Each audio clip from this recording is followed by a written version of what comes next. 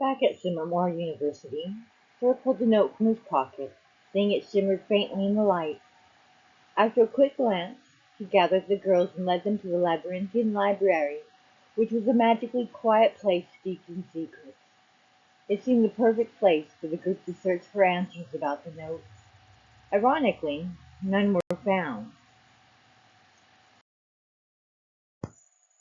To my dearest truth seekers, Echo, the infamous cursed nymph, once heard a prophecy too volatile to keep repeating and too dangerous to forget. She buried it deep within the chamber where it waits, not for the curious, but for the haunted. The door will only open at lunar convergence, when the grand fountain bears witness, and the four fears are revealed by the four flaws. Reveal your fears, face the echo. H.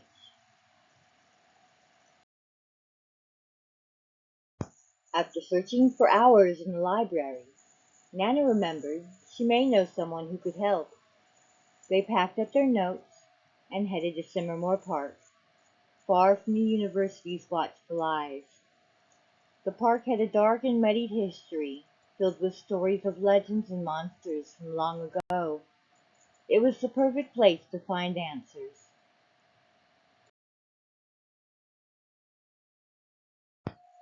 Once at the park, Nana introduced Scout, who was a local lore expert with a knack for storytelling.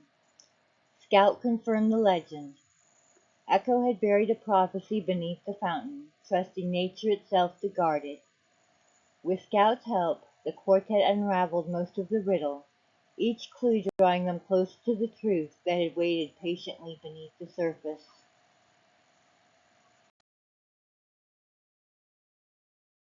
Opening Echo's chamber required four people to sit on the four corners of the grand fountain and speak their deepest fears aloud at high midnight.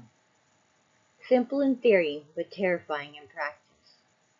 Yet one truth about the fountain remained hidden, waiting to surface.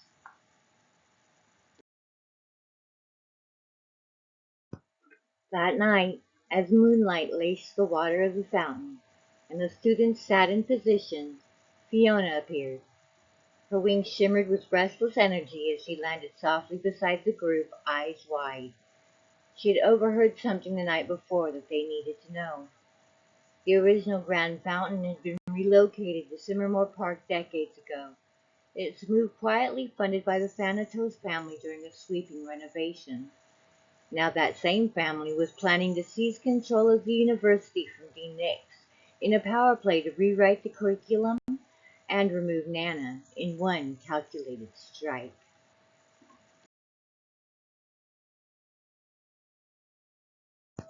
Dean Nix had always shielded her students, and they in turn shielded her.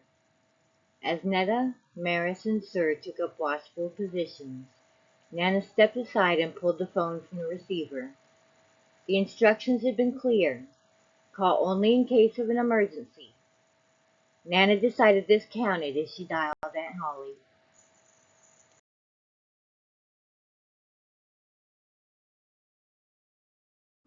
It only took a moment for a sudden gust of peppermint-scented wind to spiral through Dean Nix's office as Aunt Holly appeared.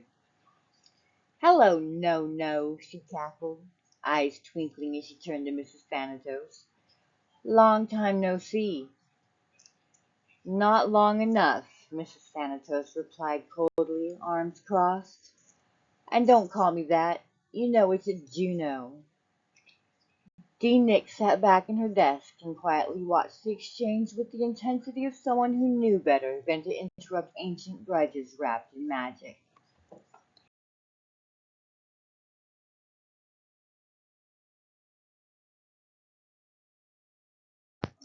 Aunt Holly's identity had finally been unveiled, and she was none other than Mrs. Claus herself. She admitted to penning the mysterious note, though its cryptic nature had been intentional. The puzzle was meant for Nana and her friends to solve, a test of wit and heart to prove Nana's readiness for the secrets hidden within the Chamber of Echo. The truth had been carefully concealed to protect Nana from the pull of magic until she was old enough to face it. Her parents, ordinary and unenchanted, had hoped she'd grow up in a world untouched by spells and wonders.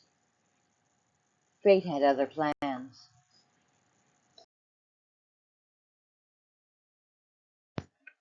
Aunt Holly and Mrs. Thanatos had a long-time rivalry that started in their school years. A story for another day. Their latest feud, however, was about Nana's birthright, with the Thanatos family doing all they could to destroy the legacy that pulsed beneath her skin. It was no accident Nana carried Aunt Holly's fiery spirit. Magic always has a way of finding its own, and she carried it in her veins as a protective force that refused to be dimmed.